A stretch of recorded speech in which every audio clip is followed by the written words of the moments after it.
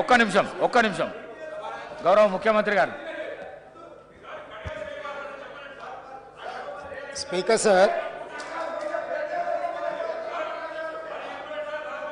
గత 3 రోజుల నుంచి లీడర్ ఆఫ్ జౌస్ కూర్చోండి ప్లీజ్. శాసనసభలో తమరి అనుమతితో కృష్ణానది జలాల మీద కావచ్చు, గోదావరి నది మీద నిర్మించిన కాళేశ్వరం ప్రాజెక్టుకు సంబంధించి మేడిగడ్డ కావచ్చు, అన్నారం కావచ్చు, సుందిళ్ళ కావచ్చు, లేకపోతే పంప్ హౌజుల విషయంలో కావచ్చు, చాలా విషయాలలో మనం చర్చించుకుందాం, చూసి వచ్చి ఈ సభలో వాస్తవాల ప్రాతిపదికన చర్చ జరపాలి అని తమరి అనుమతితోటి మనం నిర్ణయం తీసుకున్నాం.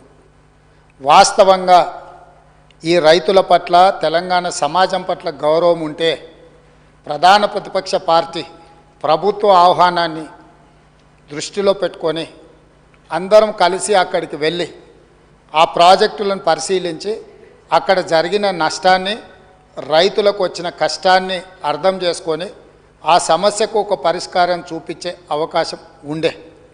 రాకపోను కొత్తగా వచ్చిన ప్రభుత్వమే ఏదో తప్పు చేసినట్టు, ఈ తప్పుకు కొత్తగా వచ్చిన వాళ్ళే బాధ్యత అయినట్టు, అదేవిధంగా పదే పదే భాష గురించి, మాటల గురించి మీరు ఇట్లా అంటుండ్రు, మీరు అట్లా అంటుండ్రు, మమ్మల్ని గౌరవిస్తలేరు అని ఏదైతే చర్చ జరుగుతుందో, మాజీ ముఖ్యమంత్రి గారు నిన్న నల్గొండ జిల్లాలో వాడిన భాష మీద చర్చ చేద్దామా అధ్యక్ష?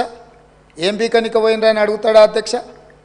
మాజీ ముఖ్యమంత్రిగా 10 ఏళ్ళు పనిచేసి, కేంద్ర మంత్రిగా పనిచేసి, రాష్ట్ర మంత్రిగా పనిచేసి, శాసనసభ్యుడిగా పనిచేసి, పార్లమెంటుగా పనిచేసి, గొప్పలు చెప్పుకొని జబ్బలు జరుచుకునే ఉద్యమకారుని అనేట ఆయన ప్రధాన ప్రతిపక్ష పార్టీ హోదాలో ఉండి ఒక రాష్ట్ర ముఖ్యమంత్రిని పట్టుకొని ఏం బీకనిక పోయినావు అని అడిగితే, రా ఇప్పటికే ప్రజల్ని ప్యాంట్ ఊడబిక్కురు, ఉన్న అంగి చొక్కా కూడా ఊడబిక్కాం.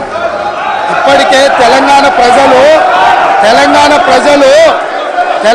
ప్రజలు మొన్న జరిగిన ఎన్నికలలో మీ ప్యాంటు ఊడబిక్కిరు. ఇవాళ ఆ ప్యాంటు ఊడబీకితే చెప్పుకునే దిక్కులేక బొక్కబోర్లో పడితే బొక్కలు ఇరిగినాయి మీకు. అయినా మీ బుద్ధి మారలేదు. ఒక ముఖ్యమంత్రిని పట్టుకొని ఏం బీకనిక పోయినావని అడుగుతారా అధ్యక్ష? ఇది పద్ధత? ఈ రాష్ట్రం 4 కోట్ల ప్రజలు ఓట్లేసి గెలిపించిన ముఖ్యమంత్రిని పట్టుకొని ఏం బీకనిక పోయినావని అంటారా అధ్యక్ష? ఇదేనా తెలంగాణ సాంప్రదాయము? ఈరోజు నేను మళ్ళీ అడుగుతున్నా అధ్యక్ష, ఈరోజు మేడిగడ్డ మేడి పండులాక కుంగిపోతే మేడిగడ్డల నీళ్లు నింపడానికి అవకాశం ఉందా అధ్యక్ష? ఇవాళ మీరే సాగునీటి పారుదల శాఖ మంత్రులుగా పనిచేసారు కదా. చంద్రశేఖరరావు గారు, హరీష్ రావు గారు ఇద్దరు సాగునీటి పారుదల శాఖ మంత్రిగా పనిచేసారు కదా అధ్యక్ష.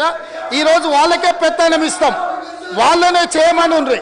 ఈరోజు ఏ రకంగా మేడిగడ్డలో నీళ్లు నింపుతారో, మేడిగడ్డ నుంచి నీళ్ళు ఎత్తి అన్నారంలో పోస్తారో, అన్నారంలో నుంచి సుందిలలో ఎట్లా పోస్తారో బాధ్యత వాళ్ళని తీసుకోమని ఉండ్రి అధ్యక్ష.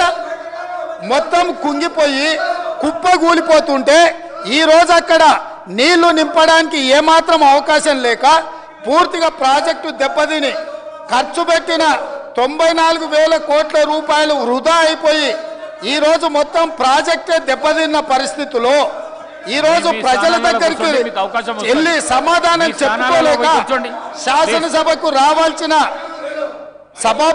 ఉపనాయకుడు ఇక్కడ సభలోకి రాకుండా పారిపోయి ఈరోజు చర్చ చేద్దామంటే రాకుండా ముఖ్యమంత్రి గారిని పట్టుకొని ఇట్లా మాట్లాడొచ్చా అధ్యక్ష?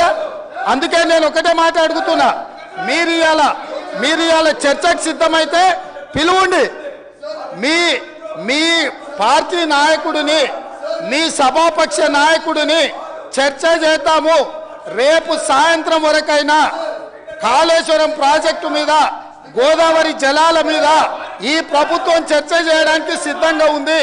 పారిపోయి ఫామ్ హౌస్లో వండుకొని ప్రతిపక్షాలుగా బాధ్యత నుంచి తప్పించుకొని మీ అవినీతి బయటపడుతుందని, కాళేశ్వరంలో మీ దోపిడీలో జైలుకి వెళ్లాల్సి వస్తుందని కేసీఆర్ను చంపుతారా అంటారు. ఎవరికి అవసరం ఉంది అధ్యక్ష చంపాల్సిన అవసరం? సచిన పావును ఎవడైనా చంపుతారా అధ్యక్ష? మొన్నటి ఎన్నికలలో ప్రజలు ఆ పావును చేత్తో కాదు కట్టెతో కొట్టిరు అధ్యక్ష. ఆ పాము ఆల్రెడీ సచ్చింది. సచ్చిన పాము చంపాల్సిన అవసరం మాకే ఉంది అధ్యక్ష. ఈ రోజు సానుభూతి కోసము వీల్ చైర్ నాటకాలు, వీధి నాటకాలు ఏంటి అధ్యక్ష ఇది? ఈ రోజు అవకాశం వచ్చినప్పుడు ఈ సభలో చర్చ చేయడానికి ప్రభుత్వం సిద్ధంగా ఉంది. నిజాయితీ ఉంటే, మీరు అవినీతికి పాల్పడకపోతే, మీరు చెప్పినట్టు మేడిగడ్డలో 2, 3 పిల్లర్లు కుంగిపోతే దాని మీద తీసుకోవాల్సిన నిర్ణయాల మీద మాజీ ముఖ్యమంత్రి గారు చంద్రశేఖరరావు గారిని సభలోకి రమ్మనుండ్రి. చర్చ చేయడానికి ప్రభుత్వం సిద్ధంగా ఉంది. పారిపోయి అక్కడెక్కడో పోయి ఆడేదో ప్రగల్భాలేంది అధ్యక్ష. రమ్మనుండ్రి సభకు, వాస్తవాల మీద చర్చ చేస్తాం, మొత్తం ఇక్కడ పెడతాం. ఇవాళ ఆయన తప్పించుకుంటాడు, ఈయన వచ్చి ఈడ కొత్త మాటలు చెప్తాడు ఈడ. కాబట్టి అధ్యక్ష, దీని మీద ఇప్పుడు జరుగుతున్న చర్చ దేని మీద జరుగుతుందో ఆ విషయం మీద చర్చించమని ఉంది. ఎట్లాగూ సాగునీటి ప్రాజెక్టుల మీద శ్వేతపత్రం పెట్టడానికి మా ప్రభుత్వం సిద్ధంగా ఉంది.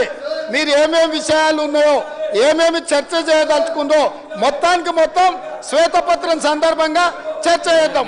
లేదు కాళేశ్వరం మీద మీరు చర్చ అంటారా, దానికోసం ప్రత్యేకంగా తమ సమయం కేటాయించండి.